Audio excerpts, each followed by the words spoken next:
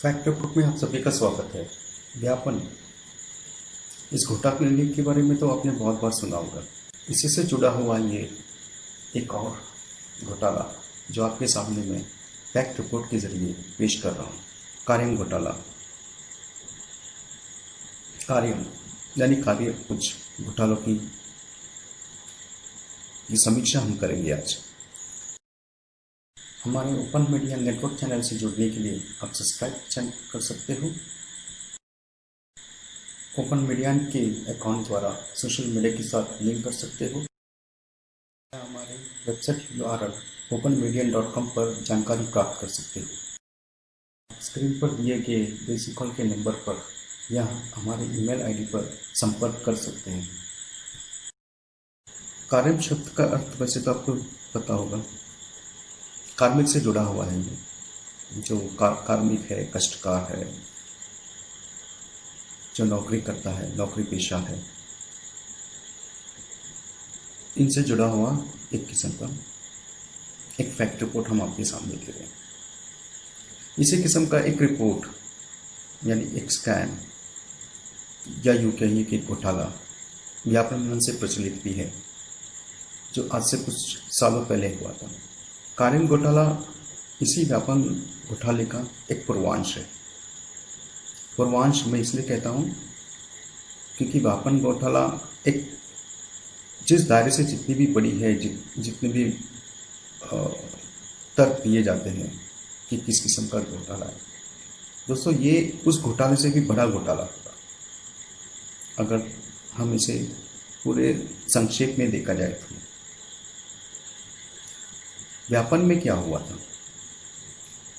परीक्षाएं दी जाती थी नौकरी पाने के लिए, और उसके बाद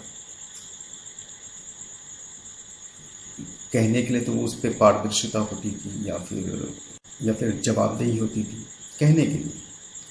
हालांकि ऐसा नहीं हुआ था। उसमें बहुत सारे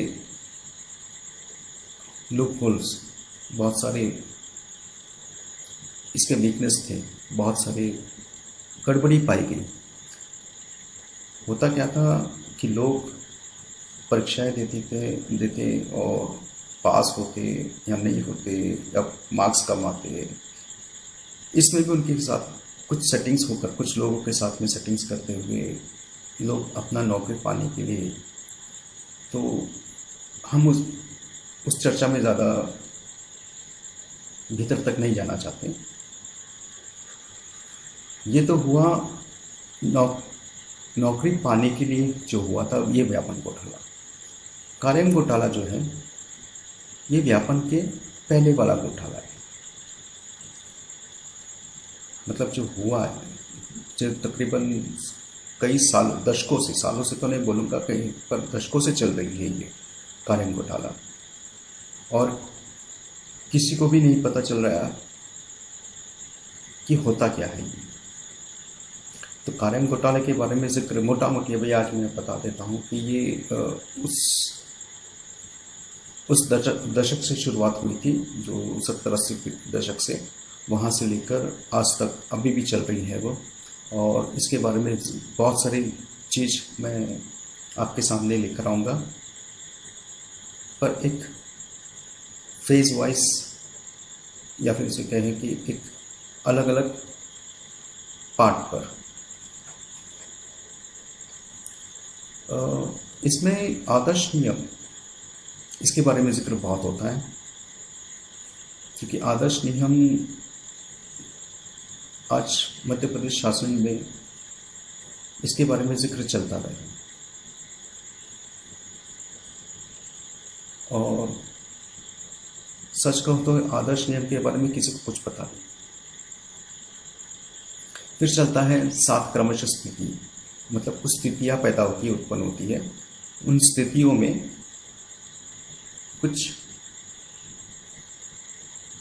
कुछ भेदभाव, कुछ तकलीफें, कुछ प्रताड़ना, उत्पीड़न, ये सब चलता है। दोस्तों इसमें साथ में आता है 5 किस्म के वेतन आयोग की एक ऐसी गड़बड़ी जिससे हमारे पूरे कार्मिक के काम करना, जो काम करते हैं उन पर किस तरह का अत्याचार होता है, इसके बारे में जिक्र करते हैं। तो चलो देखते हैं क्या है ये, क्योंकि हम अभी बता रहे हैं कि ये चलेगा पूरा का पूरा देह पर उठते सवाल। देह मतलब जो वेतन देह होता है उस पर सवाल उठता है, और ये इन फैक्टरों पर चलता है। साथियों, हम जीवन जीने के लिए अपनी शैली का इस्तेमाल करते हैं, और कोशिश यही रहती है कि हम अपने जीवन को बसर करने के लिए कुछ न कुछ तो काम करें, या कुछ न कुछ तो नौकरी करें, या फिर धंधा करें। तो धंधा वगैरह करना तो और बात है, जिन लोगों को नौकरी करनी होती है तो वो नौकरी करने के लिए एक अलग तबका होता है। उनमें कुछ लोग ऐसे होते हैं जो चाहते हैं कि हमें सरकारी नौकरी मिले, और लोग फिर अपने सरकारी नौकरी पाने के लिए जद्दोजहद लगा देते हैं। तो सरकारी नौकरी के हम प्राइवेट कंपनीज के बारे में यहाँ पर जिक्र नहीं करते हैं, क्योंकि ये पूरा का पूरा एक सरकारी नौकरी के ऊपर प्रोग्राम है। तो दोस्तों, आपको पता है कि यहाँ पर 4 किस्म के क्लासेस होते हैं, श्रेणियाँ होती हैं।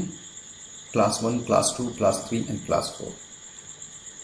क्लास 1 की श्रेणी में बहुत सारे लोग हैं जो ऊपर के उच्चाधिकारी वगैरह होते हैं, जो पब्लिक सर्विस एग्जामिनेशंस पास होकर, उत्तीर्ण होकर वो उस पर विराजमान होते हैं। फिर उसके बाद कुछ ऑफिसर्स हैं जिसको हम बोलते हैं क्लास 2। फिर क्लास 2 ऑफिसर्स में कुछ ऑफिसर्स ऐसे होते हैं जो कुछ सभी टाइप ऑफ एग्ज़ाम्स वगैरह देते हैं, और कुछ प्रमोशंस होते हैं, या फिर उनको और बहुत तरीके का हम रूल बेस के ऊपर नहीं कर रहे, अभी कुछ बात कर रहे हैं, इस पर हम जिक्र बात नहीं करेंगे। सबसे ज़्यादा संख्या होती है क्लास 3 और क्लास 4। खासकर इसी चीज़ पर होता है क्योंकि ये होता है कार्मिक जो काम करते हैं उन पर होता है।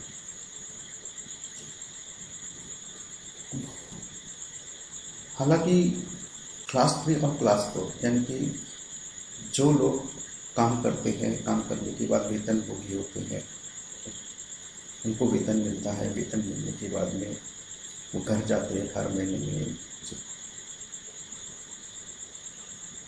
सच तो ये है कि इनको जो वेतन मिलता है, इनको ये खुद को नहीं पता रहता है कि इनको क्या वेतन मिलता है, क्या नहीं मिलता है।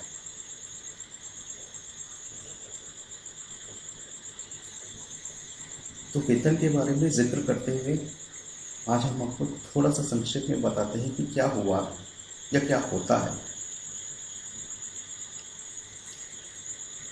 दोस्तों, यूँ तो अगर देखा जाए तो सरकारी कर्मचारी बनने के बाद पहले तो सबसे पहले वो एक टेम्परेरी पोस्टिंग में हो जाते हैं, और कुछ साल होते हैं। साल हो जाने के बाद में फिर वहाँ से वो चले जाते हैं, वो प्रमोट होते हैं, या फिर वो उनका ग्रेड बढ़ जाता है और वो परमानेंट के पोस्ट में जाता है।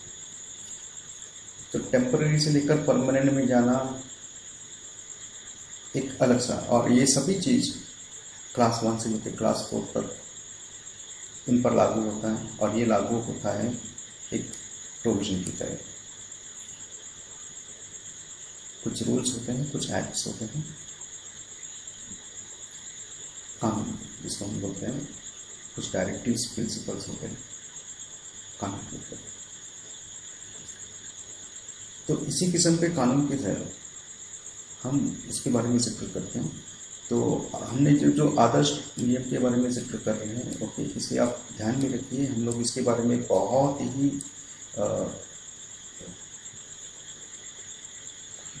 एक डीप एनालिसिस करेंगे आदर्श नियम के बारे में। तो दोस्तों, सरकारी नौकरी में आपको नौकरी पाने के लिए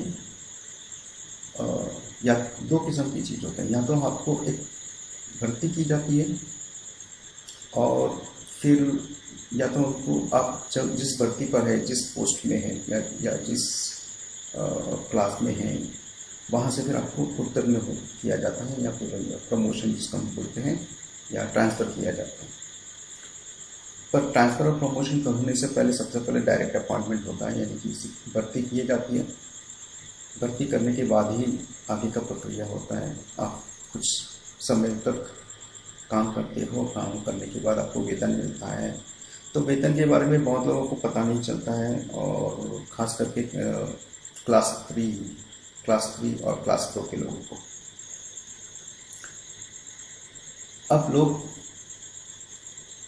यकीनन काम तो इसलिए करते हैं कि वो कुछ कमाएं, कुछ हासिल करें, और फिर गुजर बसर करें। जिस समय तक हमें काम करना है उस समय तक काम करने के बाद हमें कुछ मिले, हमारी ज़िंदगी जो है थोड़ा सुरक्षित रहे, हमारी फैमिली की सुरक्षा ये बहुत इम्पोर्टेंट होती है। हमारे लोगों के, हमारे चाहने वालों के, हम किसी को तकलीफ में ना लाए। तो इसीलिए ये एक किस्म का एक रूल्स बनाया जाता है, और रूल्स बनाने के बाद में हमें उस रूल के आधार पर कुछ पेमेंट्स दिए जाते हैं, दिया जाता है, वेतन दे। और जो लोग सरकारी कर्मचारी हैं वो वेतन भोगी होते हैं। तो चलता ये है कि दो किस्म के बेनिफिट्स मिलते हैं जब मैं कुछ काम करता हूँ। तो मेरे काम में मैं काम करते करते मुझे मिलता है दो किस्म का बेनिफिट्स, और उसे अगर मैं डिस्ट्रीब्यूट करता हूँ, मैं उस चीज़ को दो भाग में अगर लेकर जाता हूँ, तो पहला होता है इन सर्विस, यानी कि मैं जब काम करता हूँ, जब मैं सर्विस में रहता हूँ, उस सर्विस पे को एक है, और सर्विस ख़त्म हो जाने के बाद रिटायरमेंट, पोस्ट सर्विस जिसको हम कहते हैं, ओके, इसके बारे में। तो इन सर्विस में जब हम सर्विस में रहते हैं तो सर्विस में हमको क्या क्या मिलता है, वैसे बहुत सारे लोगों को पता नहीं होता। खास करके मैं यहाँ पर ज़्यादा से ज़्यादा फोकस क्लास 3 क्लास 4 के लिए कर रहा हूँ। हालांकि कभी कभी क्लास 2 और क्लास 1 के लोगों को भी नहीं पता होता है कि इनको क्या मिलता है, क्या नहीं मिलता है। बट हालांकि वो सर्वोपन संपन्न होते हैं, उनको उतनी कोई ज़्यादा दिक्कत नहीं होती है। दिक्कत होती है क्लास 3 और क्लास 4 के लोगों को, और उसी पर आधारित है ये हमारा प्रोग्राम, फैक्ट की रिपोर्ट। तो क्या होता है, हर इंसान जो काम करता है उस काम के साथ में उनको मिलता है एक बेसिक इंक्रीमेंट। बेसिक और इंक्रीमेंट मतलब हर साल आप काम करते हो, आप काम करने के बाद में आपको इंक्रीमेंट दिया जाता है, और कुछ डीए जिसको हम बोलते हैं डियरनेस अलाउंस होते हैं, और कुछ और अतिरिक्त अलाउंसेस होते हैं जो दिया जाता है। फिर कुछ उत्तीर्णता होती है, यानी कि ग्रेड बेस, हर बार कुछ ग्रेड होता है, वो ग्रेड मेरा इंक्रीज होता है, क्योंकि हर इंसान चाहता है कि मैं आगे बढ़ूँ। तो आगे बढ़ने के लिए जो दिया जाता है उसे हम ग्रेड पे कहते हैं। और फिर प्रमोशंस होते हैं, फिर सीनियरिटी होता है, बोनस होता है, और बहुत सारी चीज़ होते हैं। इसके बारे में जिक्र हम करेंगे संक्षेप में, मतलब पूरा खुलासा करेंगे हम लोग आगे चलते। पोस्ट रिटायरमेंट में दोस्तों मिलता है आपको ग्रेच्युटी, पेंशन और जीपीएफ, जिसको हम बोलते हैं फंड्स। ग्रेच्युटी आपकी सर्विस के बाद मिलता है, पेंशन भी आपको सर्विस के बाद मिलता है, और फंड्स जो है आपके रिटायरमेंट के बाद मिलता है, क्योंकि ये पेमेंट ऐसा होता है जो आपको आपकी सर्विस में रहते हुए आपके पेमेंट में से काट कर दिया जाता है। और ये तो सभी लोगों को पता है, हम इसमें ज़्यादा डिटेल में नहीं जाते हैं।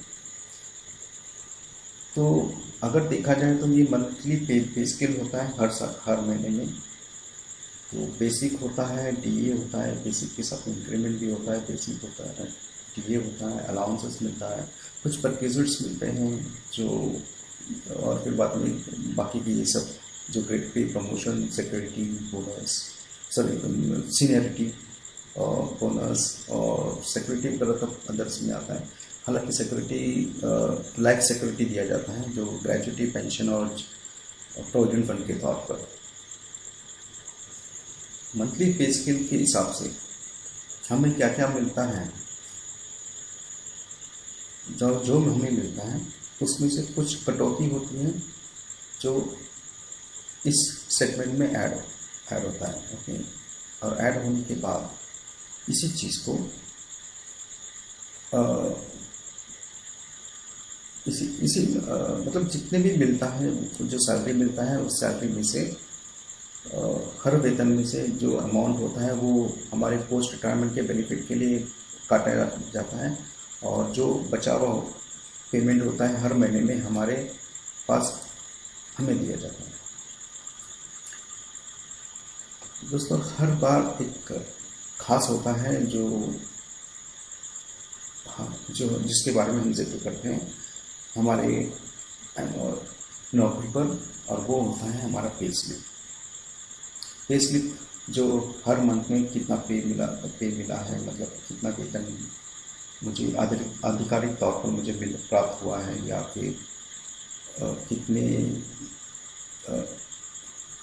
बाकी के जो कटौती होती है वो किस तरह से गया हुआ है और कहाँ तक मुझे मिला है, इसके बारे में जिक्र होता है।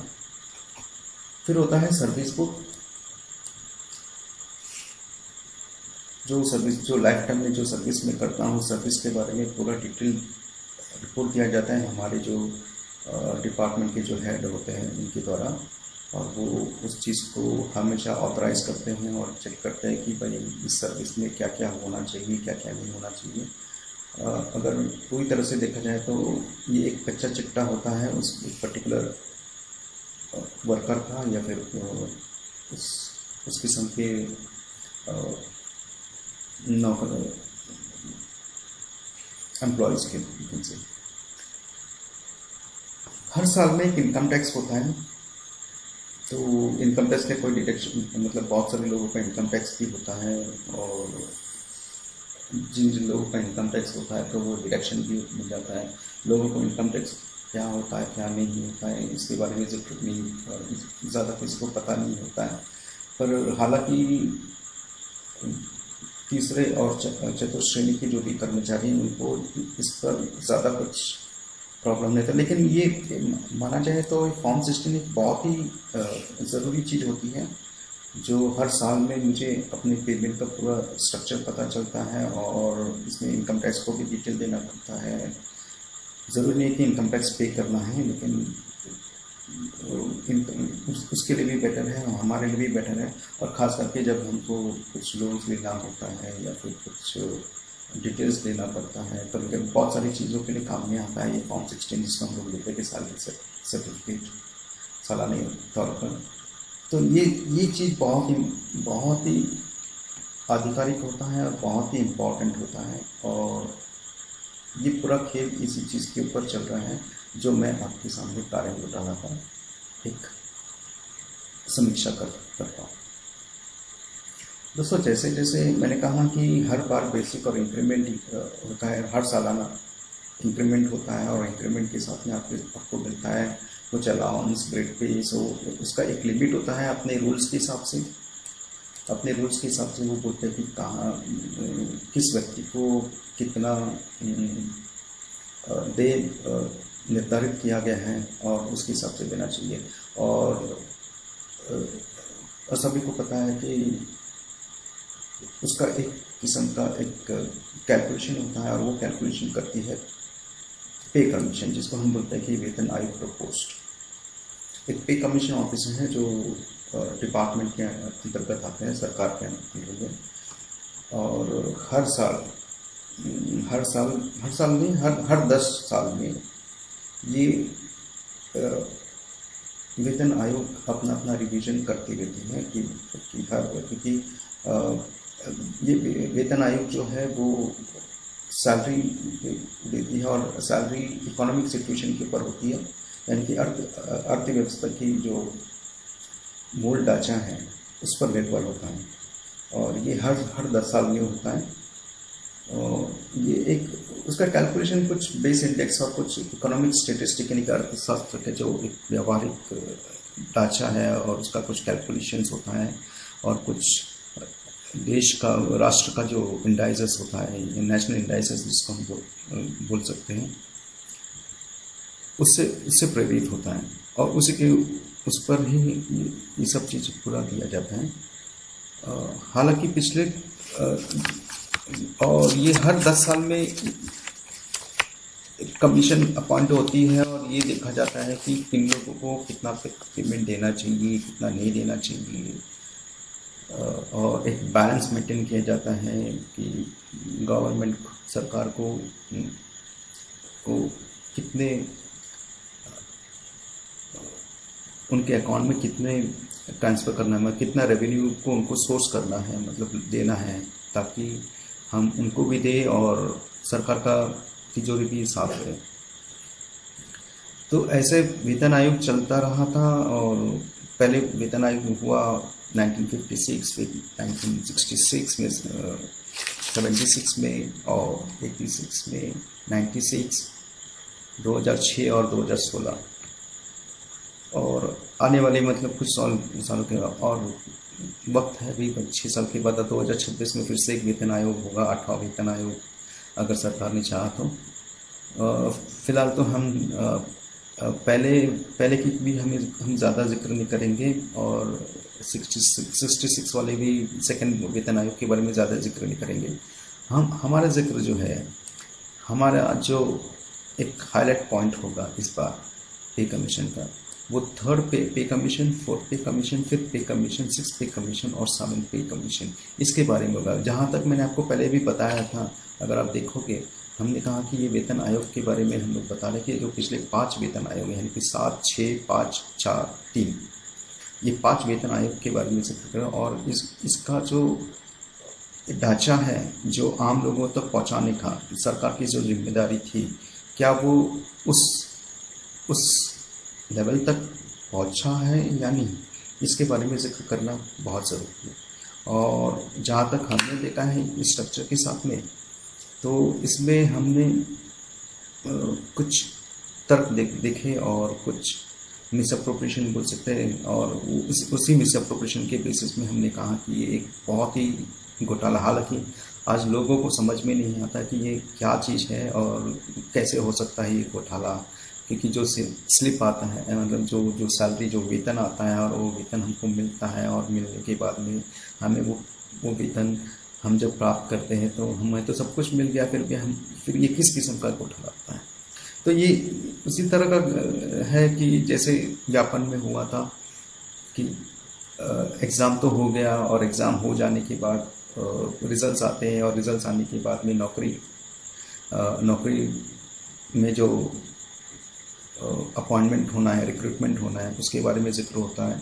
तो रिक्रूटमेंट हो जाता है तो लोगों को ऐसा लगता है कि पहले तो ऐसा लगा कि सभी जो लोग उत्तीर्ण होते हैं उन लोगों को उनको मिल जाता है, लेकिन फिर बाद में पता चलता है कि नहीं, उनको नहीं लगता है, ये तो कुछ खेली कुछ और मजाल का है।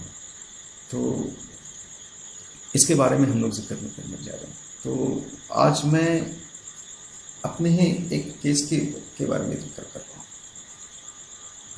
हालांकि कुछ लोगों का केस मैंने इस चीज़ पर हैंडल किया और मुझे ऐसा लगा कि ये मैं हूँ और मैंने अपने हिसाब से मैंने जितना करना था मैंने कर दिया।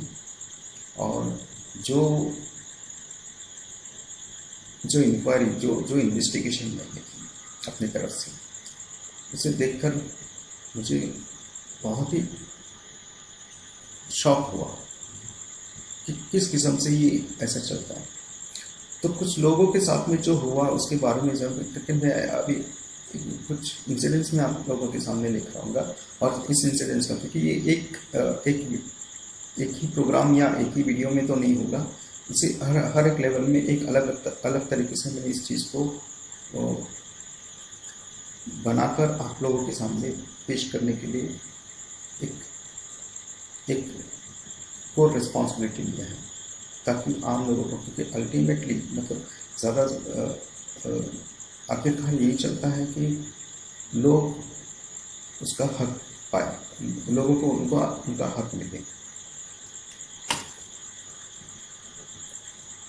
तो सब कार्मिक यानी कि एम्प्लॉयज़ होते हैं। एम्प्लॉयज़ कार्मिक जो काम करते हैं, काम करते करते बहुत सारे लोग मतलब क्यों काम करते हैं, ताकि हम काम करें, कुछ वेतन मिले, हम अपनी सुरक्षा का कारण मिले। लेकिन जब हम काम करते हैं, क्या वाकई में हमारी सुरक्षा उस हद तक ठीक होती है? इसके लिए हम बात करते हैं ILO के बारे में जिक्र करता हूँ कि इंटरनेशनल लेबर ऑर्गेनाइजेशन, यानी कि अंतर्राष्ट्रीय कार्मिक एक फॉर्मेशन है। और लोगों को इसके ये एक ऐसी बॉडी है जो पूरे विश्व भर में लोगों का एक किस्म का सिक्योरिटी के बारे में ध्यान देता है, और जिसको हर सिक्योरिटी के बारे में हम लोग एक एम्प्लॉयमेंट राइट्स, यानी कि हर एक कार्मिक का एक अपना अधिकार होता है। उस अधिकार के बारे में हम लोग जिक्र करेंगे इस प्रोग्राम में, इस रिपोर्ट के द्वारा। पहले तो बता दूं आपको कि हम लोग फर्स्ट में हर साल जो एक लेबर डे सेलिब्रेट करते हैं, यानी कि इसे कहते हैं लेबर डे। लेबर डे को कहते हैं कार्मिक दिवस। तो कार्मिक दिवस के तौर पर मनाया जाता है जो labour day all over world में, दुनिया में लेबर डे के नाम से प्रचलित है। तो ये होता इसलिए है कि जो व्यक्ति काम करता है, जो नौकरी करता है, नौकरी पेशा व्यक्ति जो होता है, वो जब भी काम करे तो वो उसका एक अपना काम करने का शैली होता है, और वो शैली के हिसाब से उनको एक अलग अलग तरीके से बांटा गया है, जिसे हम लोग बोलते हैं स्किल्ड वर्कर्स, सेमी स्किल्ड और अनस्किल्ड वर्कर कैटेगरीज में। स्किल्ड मतलब जो कुशल किस्म के लोग होते हैं, जो इसके बारे में जिक्र हम बात कर रहे हैं। स्किल्ड यानी कि कुशल और सेमी स्किल्ड यानी अर्धकुशल, और अनस्किल्ड यानी अकुशल।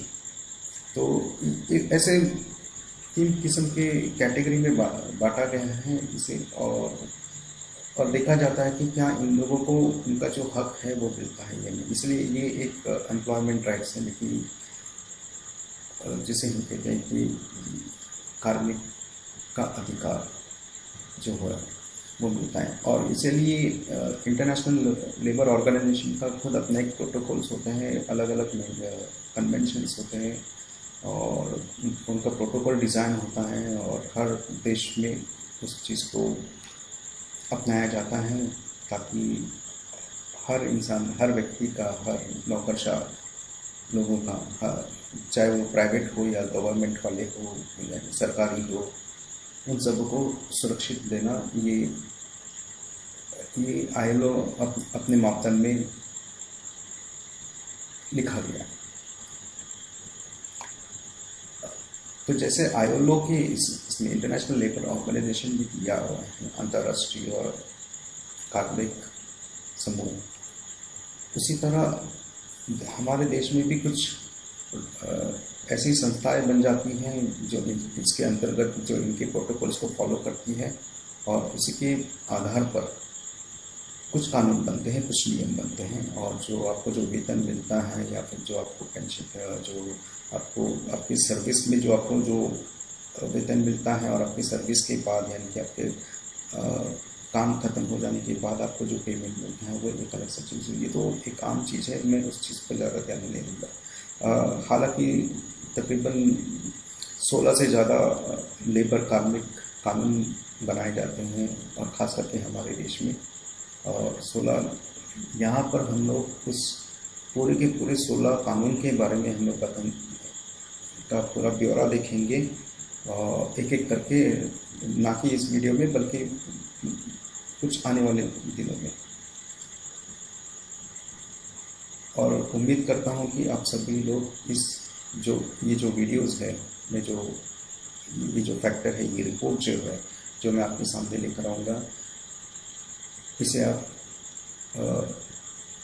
कंटिन्यूसली देखेंगे, यानी कि आप हर बार से देखते रहेंगे ताकि आपको पता चले कि हालांकि ये छोटी मोटी बातें हैं, सब चीज़ जो है मैं आपको बता रहा हूँ, ये बहुत सारे लोगों को पता है, कुछ लोगों को शायद पता भी नहीं होगा, कुछ लोगों को पता करने नहीं देते हैं। ये एक बहुत ही बड़ी विडंबना है और इसी चीज़ पर हम कुछ टिप्पणी करने वाले हैं और हमारा जो सोर्स है, स्रोत है, वो इसी के आधार पर होगा। तो हमारा एक किस्म का ये लेबर लॉस में प्रोटेक्शन दिया जाता है कि हम लोग कितने सुरक्षित हैं और कितना किस किस्म के, मतलब हमारे वर्क प्लेस यानी कि हम जहाँ पर काम करते हैं, हम कहाँ तक हमारा मापदंड है और क्या बोले। तो ये सब चीज़ हमारा कवर होता है रिस्क में से, मतलब जो ज़िंदगी में जो हमारा जब काम करते हैं, ज़िंदगी में जब हम कुछ अनचाहे पल आते हैं, उसको हम लोग किस तरह से उसका निवारण कर सके, इसके बारे में दिया जाता है। और इसीलिए आप अपने अधिकारों के बारे में हम लोग जिक्र करते हैं इन लेबर लॉस के जरिए।